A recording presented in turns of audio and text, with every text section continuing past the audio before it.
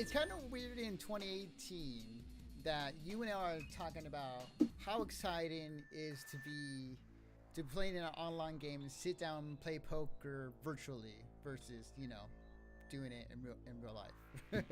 Yeah. 10 minutes is up, by the way. All right, I saw that.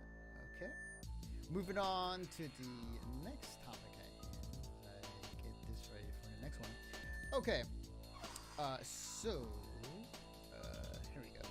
Okay, this is reported off Red Tover, and the person who wrote this article was Scott Hayden. Report: new Valve VR headset appears in leaked images. When it comes to Valve, there's no telling what's going on behind their Bouvier. I cannot pronounce this word, but sure, move on from there. Washington doors. As one of the most reclusive developers of both games and hardware, that goes doubly so far in the efforts in VR. Now reported images of what appears to be a never-before-seen Valve headset have come to light and certainly looks the part for next-gen device. With only the images to go on for now, it's not clear exactly what we're looking at, but it's the definitive next step in Valve's VR strategy, or iterative step along the way. Images were discovered by Reddit user Tuflock in an Imager album, which contains a number of shots detailing a stack of VR headsets bearing only PCBs embroidered with the Valve logo. Another keen-eyed Redditor user Shoney Eyes Breakfast points out that the headset would be sporting some cleverly integrated Steam VR sensors, the type found on HTC Vive Pro and Premix 8K. They're difficult to make out, but they are just barely visible as dimpled imprints in the upper hand lip of the headset in the shot above. And I'll post the rest of this article in the chat for those who want to read it. But basically, the gist of this is basically Valve from these images. Hang on 1 second. You okay? Yeah, I just have the way I have set up with the microphone. Like the whole cool thing regarding the spectrum. It's just like it's kind of messing me up when I talk. It's like I'm like a delay second later on. Oh, I got you. So you're so I'm like I'm talking. It's like a second later. It's like So I sound a little weird. Okay, better. Okay. So anyways, so yeah, Valve is looking into making their own headset. From the leaked images and what people have been posting on here, as well as what this article is saying. Which, okay. There was also something else that was added to this article that I didn't put in here, but it's something I did look up. One of the things that was associated with the VR headsets that is happening from these images you see on screen, as well as in this report, is that one of the applications that was spotted or was data mined was VR Half-Life.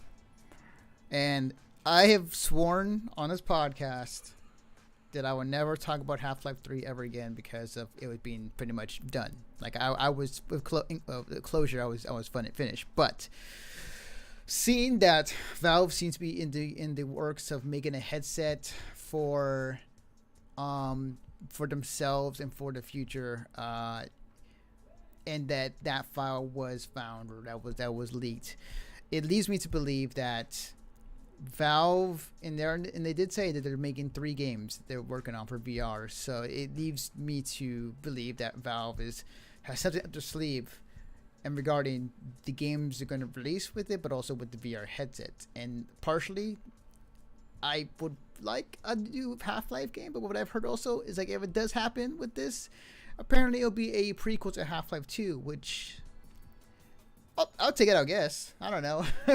I mean, that's what I think of. Like like you say that, and I'm like, yeah, that's exactly what it would be. I don't think that they could release a Half-Life game, especially in VR, that was a sequel to anything that happened after episode 2. Yeah. I mean, yeah. It's just too, like, you're gonna piss off the entire fan base.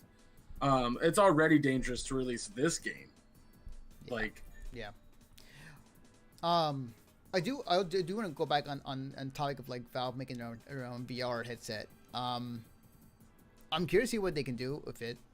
So far we only had the Vive, we have the Oculus, and with the PSVR, in 3 different price points. 2 of them kind of similar right now, but like they're definitely at the time when it was released, it was like 3 different price points: 400, 500, and like 800.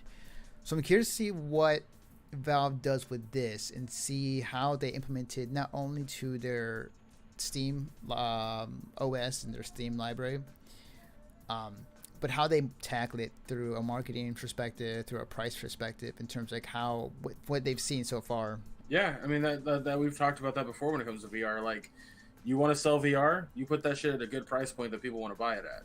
Absolutely, absolutely. You put it too expensive, people aren't going to have the money to do it.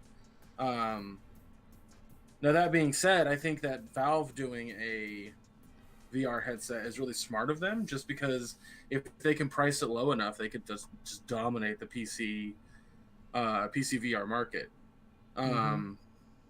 But as I also said before, like, it's gonna need some killer games and apps, man. Like, it really is. That's a big thing too.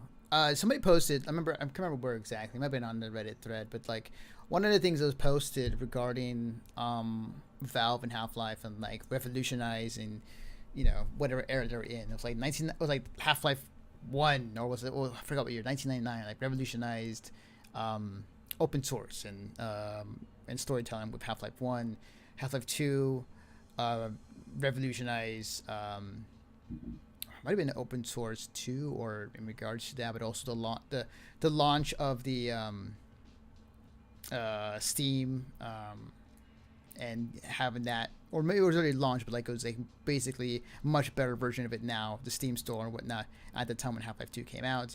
And people are saying like this is probably the reason why they didn't make a game for so long is waiting for the right moment to do another big step in whatever path they take, and in this case be VR. And if Half-Life does come with it, that'd be a big system seller for sure. Right. So I will wait with bated breath. I hope it's real. I hope that we have a Half-Life of some degree. I will take the fact that it will be between 2 and 3. I mean, 1 and 2. Sorry. Like, I'm okay with that. That's fine.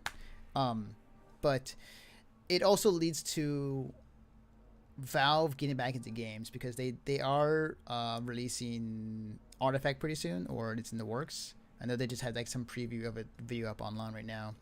Dude, they might just have a bunch of third-party studios making games for it. That is very true. They could definitely have like third-party studios working, and Valve can become a publisher. That actually makes a lot more sense now thinking about it, actually.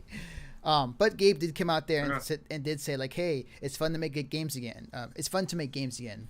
So I'm kind of curious as far as like why the turn now? Why is Valve now getting back into making games versus what they were doing already? Like they don't particularly need to now because of the situation they're in. But I'm kind of curious for like why exactly did they take that turn? Other than the fact that maybe they're feeling the pressure from other platformers, because every other company has one now, like an online platform they can sell their games through, a la GOG, a la Ubisoft with the Uplay, the EA with their own thing with Origin. So I'm kind of wondering if that has like finally got to the point where like people are starting to use other things other than Steam. So we'll see. We'll see other things. But yeah, we shall see. And I'm very hopeful of my dream. If it happens, boy, I'll be happy. All right. And going on to the next.